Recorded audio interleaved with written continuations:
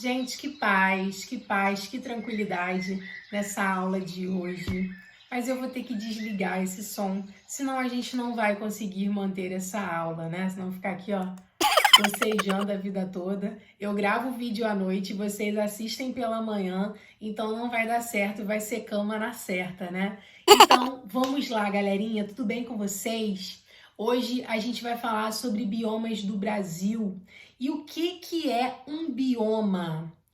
Bioma é uma área geográfica, é uma unidade biológica, é uma área que é delimitada com base em características específicas. É uma área que vai ter um tipo climático específico, um tipo de relevo específico, um tipo de solo, um tipo de vegetação, um tipo de vida animal específico e por isso, por tanta especificidade, por tanta semelhança entre si, ele vai se transformar numa região e vamos chamar essa região de biomas. Hoje a aula é especificamente sobre biomas do Brasil. Então, pega o seu caderno, pega a sua caneta e vem comigo.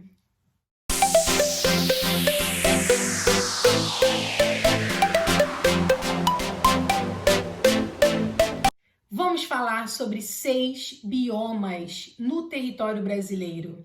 O primeiro é Amazônia, depois vamos falar sobre Caatinga, depois vamos falar sobre Cerrado, Mata Atlântica, Pantanal e Pampa. Vamos começar por ele, o mais famoso, o maior de todos, o que possui uma importância inenarrável, porque extrapola os limites do território brasileiro. Nós estamos falando do bioma amazônico. A Amazônia, ela é o maior bioma do mundo que vai ter dentro dos seus limites territoriais a maior bacia hidrográfica do mundo também, além de ter o maior conjunto florestal do mundo também. Então é top 1, né, de muita coisa. Por isso que a gente vai começar com ele. Por isso que a gente vai falar primeiro sobre este bioma. E quando nós estamos falando sobre a Amazônia, a primeira característica, né, depois de falar que ele é primeiro nisso, naquilo, etc., a primeira característica, ou seja, aquilo que mais chama a atenção é a sua biodiversidade. É um bioma que tem muita vida diferenciada, né? Tanto animal quanto vegetal, é muita riqueza natural em um lugar só. Outra característica é a umidade dessa região. É uma região que está localizada em uma zona equatorial e por isso ela vai se comportar de modo quente e úmido. Ela vai deixar esses aspectos, né, de uma temperatura mais elevada e um regime regular de chuvas, com alto percentual dessas chuvas, e a gente vai perceber que por conta da presença de muita umidade, essa região possui uma big floresta. E essa floresta, ela é toda latifoliada. O que seria isso? É uma floresta que tem folhas grandes, folhas largas. E por que isso acontece? Porque chove muito nessa região e essa planta não sente necessidade nenhuma de perder as suas folhas. Exatamente isso que você ouviu. No Amazonas, né, ou seja, no bioma Amazônia, a folha ela é chamada de folha persistente, porque ela é uma folha que se mantém o ano todo. Então, quando a gente pensar em bioma Amazônia, a gente vai perceber que é um bioma que tem uma floresta muito fechada por conta do tamanho, né, dessa folhagem, que é uma folhagem latifoliada, e a gente vai perceber que tem uma abundância vegetal. Então, a Amazônia, ela vai trazer essa biodiversidade, ela vai trazer essa abundância em vários aspectos. E a respeito da umidade, nós podemos citar a maior bacia hidrográfica do mundo, a questão do clima equatorial úmido e também podemos falar sobre a evapotranspiração, porque é uma região quente e úmida que tem uma presença de uma grande floresta. E essa floresta, ela vai evapotranspirar, ou seja, vai gerar ainda mais umidade, ocasionando aquilo que conhecemos como rios voadores, né? Então, a Amazônia, ela tem uma importância muito grande. Outra característica é o solo estratificado. O que seria isso? A Amazônia, ela tem o solo dividido em A, B e C. O A seria a mata de Iguapó, que é uma vegetação que está sempre inundada, que está sempre dentro da bacia hidrográfica. E a B seria a mata de Várzea, que vai ser inundada de vez em quando, né, alagada ali de vez em quando chover. Então, em determinados períodos que tiver ali uma maior estiagem, né, uma temporalidade ali de baixas chuvas, essa mata de várzea ela não vai ser alagada. E quando o nível da bacia hidrográfica, né, o nível dos rios do Amazonas, ele subir, essa mata de várzea ela vai ser alagada. E a parte C seria a terra firme, a seca, aquela que nunca alaga. Do contrário do que muita gente pensa, a Amazônia, ela não vai ter ali um solo todo fértil, né? Muita gente pensa que o solo da Amazônia é todo fértil porque tem muita vegetação e tudo mais. E agora, nesse momento que eu tô falando isso para você, você deve pensar, como assim, professora? Como assim a Amazônia não tem um solo fértil? A Amazônia, ela até tem toda a possibilidade de ter um solo fértil, mas ela sofre com um processo severo de lixiviação, que seria essa lavagem de nutrientes, né? Essa perda de nutrientes. E esse processo, ele vai vir depois de um outro processo, que é o processo de ciclagem de nutrientes. O que seria isso? A floresta, ela devolve a matéria orgânica que ela utilizou para o solo. Então, a floresta, ela vai nutrir o solo novamente. Ela vai gerar aí uma ciclagem de nutrientes. Só que a lixiviação ocorre logo depois. Então, tem a perda, né? A perda de nutrientes por conta dessa lavagem. Choveu, lavou esses nutrientes, né? Perdeu esses nutrientes. Então, existem áreas dentro da Amazônia que são áreas que não são próprias para a plantação, né? Porque são ali regiões com solos inférteis, né? Com solos que tiveram aí perda de nutrientes, que passaram por esse processo de lixiviação. Um outro bioma, né? O bioma da Caatinga. Primeira coisa, gente, a Caatinga é um bioma do Brasil. Bota aí, Caatinga, bandeirinha do Brasil. Ela é um bioma todo brasileiro.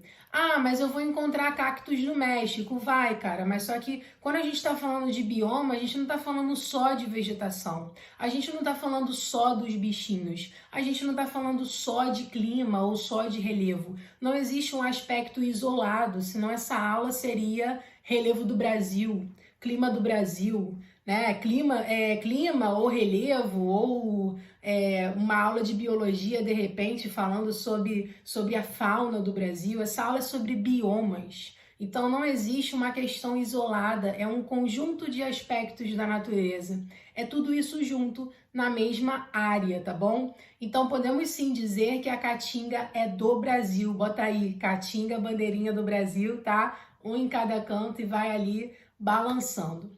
A Caatinga, ela fica numa região que tem um clima semiárido, né? Região nordeste do Brasil. Mas ela não fica só nessa região nordeste. Ela vai pegar também um pedacinho do sudeste brasileiro, muita gente não sabe disso, então anota, que é o norte de Minas. Então, cuidado quando você for fazer alguma questão sobre Caatinga, cuidado para você não cair aí nessa cilada, né? De achar que a Caatinga é só do Nordeste, tá? Porque ela pega Nordeste e Sudeste brasileiro. Então, cuidado com isso. O clima é semiárido, aí você vai falar assim, poxa, professora, mas em questão de latitude, tem ali, né, a mesma linha de latitude que a Amazônia. Me explica aí, por que o clima é semiárido na Caatinga e na Amazônia o clima vai ser equatorial úmido? Tem algumas coisinhas importantes na Amazônia que não tem na Caatinga e vice-versa. Então, quando a gente vai falar de clima, a gente não pode falar só de latitude. É um conjunto de coisas também. É um conjunto de aspectos, é um conjunto de processos. Por isso que quando a gente vai ter aula de clima, A gente estuda os fatores climáticos, né, os processos climáticos também, latitude, maritimidade, a questão da dinâmica dos ventos, a continentalidade, a altitude. Então, tudo isso a gente vai colocar ali, né, dentro desse conjunto e vamos chamar isso de análise climática. A gente vai chamar isso de climatologia. Então, por que a Caatinga ela tem um semiárido? Porque falta essa grande produção de umidade que tem na Amazônia, ou seja, falta uma big floresta densa, né? Uma floresta aí que tenha folhas enormes, né? Folhas grandes e largas. Então, esses aspectos locais, esses aspectos específicos, falta na Caatinga. Então, primeira característica, a Caatinga é toda do Brasil. Segunda característica, ela é num clima semiárido. Terceira característica, ela possui uma vegetação de xerófilas. Essa vegetação é uma vegetação que se adapta ao ambiente seco e por isso ela tem poucas folhagens. Então a gente pode perceber aí, por exemplo, que o cacto, que vai ser um símbolo, né, da Caatinga, ele não tem folhagem, ele é todo espinhoso, né? Ele até vai ter ali algumas plantinhas que a gente chama de mandacaru, né? Até o Luiz Gonzaga cantava Mandacaru quando é o sinal que a chuva chega no sertão. Toda menina que enjoa da boneca é sinal de que o amor já chegou no coração. Então, o mandacaru, que é a florzinha que tem ali no cacto, quando ele brota no cacto, a população que mora no sertão sabe que vai chover. Então, ele é um sinalzinho ali da natureza para dizer que naquela região vai chover. Então, a Caatinga, gente, outra coisa que vocês precisam lembrar aí que eu acabei de falar, ela não vai ser encontrada somente no Nordeste brasileiro, tá? Não se esqueça do Sudeste, o Norte de Minas Gerais. Agora vamos falar sobre o Cerrado, o bioma esquecido. O bioma que muita gente não queria considerar como uma fronteira agrícola antes da modernização do campo, né? Porque é uma região que tem um solo muito ácido, tá? Hoje ela é uma fronteira agrícola, mas ela foi desprezada durante muito tempo aqui no Brasil. Inclusive, até se você parar para pensar, as crianças, né, que agora são adultos, muito mais velhos do que eu, as crianças de antigamente não tinham muito cerrado no ensino fundamental, não estudavam muito cerrado, porque de fato ele era sim um bioma esquecido. Ele vai meio que aparecer no mapa do Brasil quando tem essa modernização do campo e quando o agronegócio começa a explorar esse bioma, né?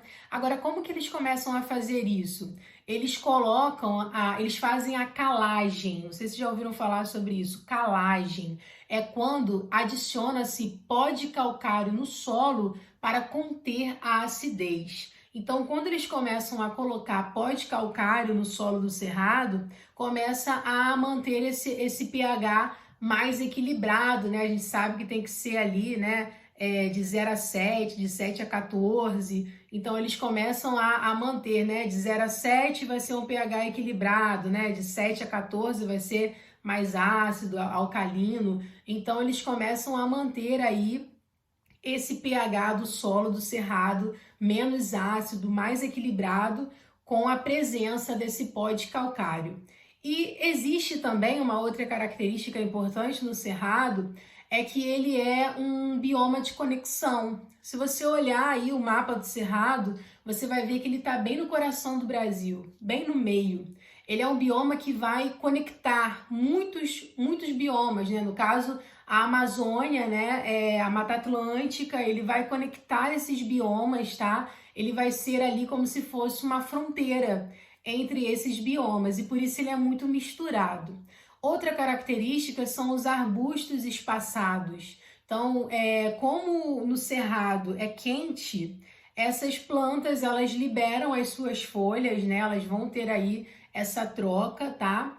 E essas folhas, essas plantas, essas árvores, essa vegetação, ela vai ser uma vegetação, digamos que careca por conta desse calor, bastante espaçada. E outra coisa, as árvores elas são retorcidas, o tronco das árvores do cerrado, eles se retorcem, né? Eles entortam todinho para poder segurar, acumular a água da chuva dentro deles. Então, essa também é uma característica do cerrado. Agora vamos falar de Mata Atlântica, o nosso bioma. Gente, pensou em Mata Atlântica, pensou logo em pau-brasil, né? Pensou logo no primeiro bioma a ser explorado aqui no nosso território, né?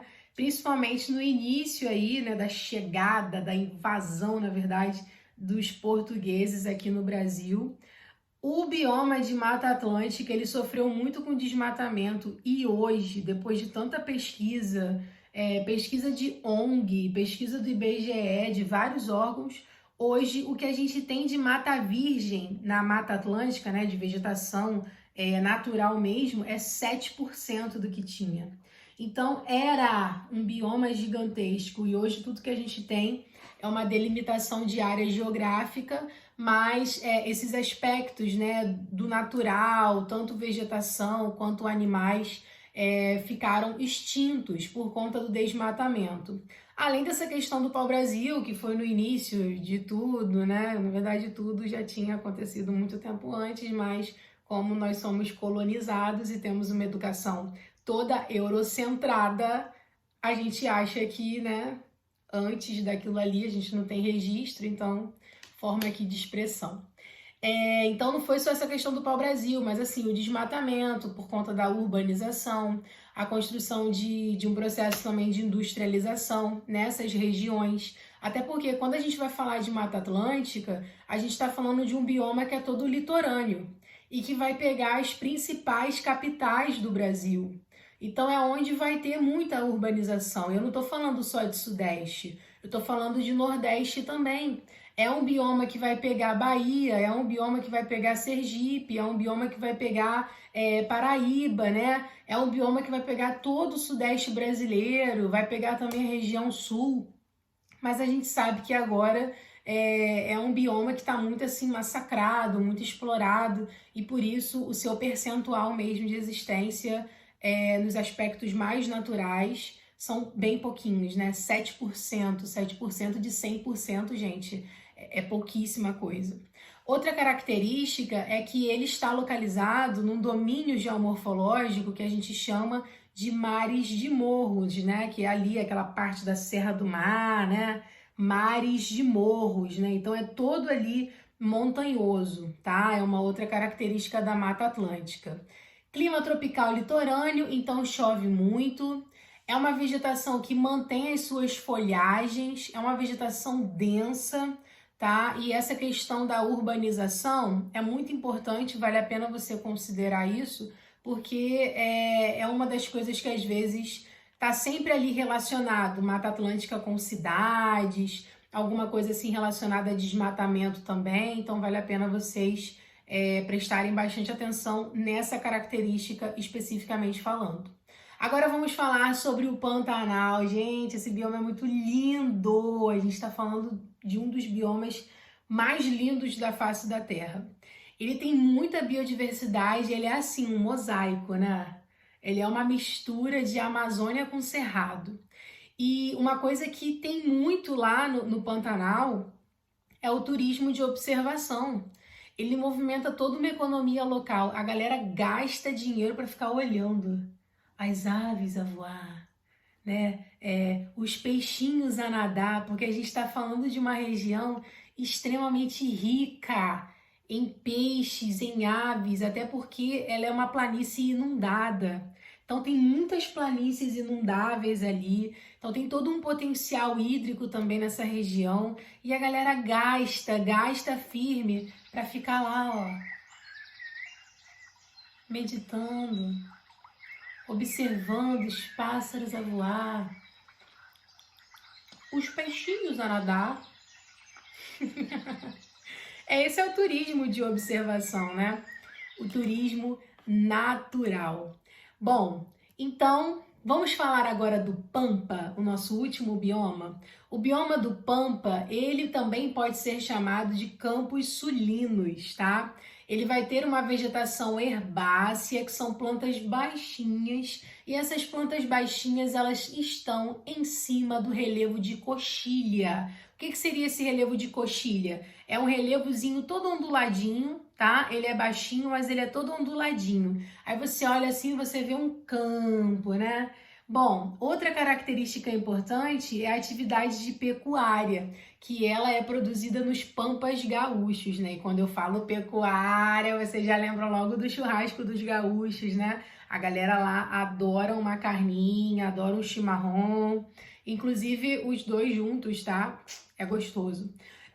Os pampas gaúchos, eles são muito utilizados para a atividade da pecuária. É uma região subtropical, então a gente vai ter aí uma região com chuvas bem distribuídas, ou seja, ela tem uma sazonalidade, tem épocas de chuva, tem época de um pouco menos de chuva, né? Agora tá nevando, então a gente tem aí uma sazonalidade muito bacana nessa região. Até porque, gente, esse bioma tá no clima subtropical. E o clima subtropical, ele é o gêmeo do clima temperado, né? O clima bom. Eu adoro. Climazinho friozinho, tranquilinho, né? Mas às vezes fica frio até demais. Mas ele é o gêmeo do clima temperado. Inclusive, podemos chamar o clima subtropical de temperado do sul. E não tem problema nenhum, tá? É o mesmo clima. Só que o subtropical ele está abaixo da linha do Equador e o temperado está acima. Assim, abaixo e acima é só para vocês entenderem mesmo, tá? Porque a Terra ela está gravitacionando. Então eu sei que a gente estuda norte, sul, em cima, embaixo, mas bota muitas aspas nisso aí, porque não existe em cima e embaixo, tá? Senão a gente estaria ali, né? De repente até de cabeça para baixo. A Terra ela está gravitacionando. Não tem em cima e embaixo, porque não tem uma referência quanto a isso, tá bom? Mas só para a gente conseguir entender. Então, clima subtropical é o clima que está ao sul da linha do Equador. E o clima temperado é o clima que está ao norte da linha do Equador, tá bom? Mas é o mesmo tipo climático, é óbvio que vai ter aspectos locais diferentes, aspectos específicos diferentes. Como eu falei, muita atenção em climatologia, porque são muitos aspectos que vocês precisam considerar, são questões relacionadas à latitude, que vai ser numa escala macro, e são questões relacionadas aos aspectos microclimáticos, aos fatores climáticos, né? A gente vai ter aí um conjunto de latitude, maritimidade, continentalidade, altitude, correntes marítimas, massas de ar. Então é muita coisa que você precisa estudar e eu tô vendo aqui que você tem que dar uma revisada nas suas aulas de climatologia, tá bom? Porque vale a pena você dar uma revisada, dar uma estudada de novo, até porque, meu povo, praticamente aí, ó, bota aí quase 20% de possibilidade de cair esse tema aí na organização ali das questões, tá bom? Então, ó, ficamos por aqui, biomas do Brasil, e para tranquilizar os seus corações, deixo a nossa trilha sonora.